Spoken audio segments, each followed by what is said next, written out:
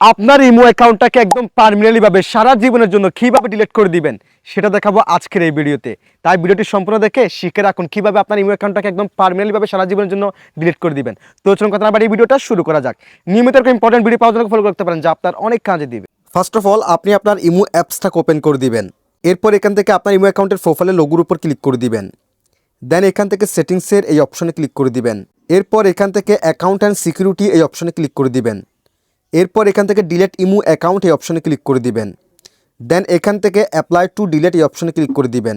এরপর এখান থেকে যে কোনো একটি রিজন সিলেক্ট করে দিবেন। দেন এখান থেকে কন্টিনিউ টু ডিলেট অপশনে ক্লিক করে দিবেন। এরপর এখানে আপনার ইমো অ্যাকাউন্টের নাম্বারটি দিয়ে দিবেন, যে নাম্বার আপনি ইমো অ্যাকাউন্ট চালাচ্ছেন, যেটা আপনি ডিলেট করতে চাচ্ছেন। দেওয়া হয়ে গেলে এই অপশনে ক্লিক করে দিবেন। দেন এখান থেকে আই অ্যাগ্রি এই অপশনে ক্লিক করে দিবেন। আই অ্যাগ্রি এই অপশনে ক্লিক করে দিলে কিন্তু সারা জীবনের জন্য আপনার ইমো অ্যাকাউন্টটি একদম পার্মানেন্টলিভাবে ডিলিট হয়ে যাবে। তবে 30 দিনের ভিতরে আবার সেম ইমো অ্যাকাউন্টের নাম্বারটি দিয়ে আবার লগ ইন করবেন না। যদি লগ ইন করেন আবার সেম ইমো অ্যাকাউন্টটি লগ ইন হয়ে যাবে। যদি 30 দিন ও নাম্বার দিয়ে ইমো অ্যাকাউন্ট না খুলেন, সেক্ষেত্রে এই ইমো অ্যাকাউন্টটি একদম পার্মানেন্টভাবে সারা জীবনের জন্য ডিলিট হয়ে যাবে। That's it.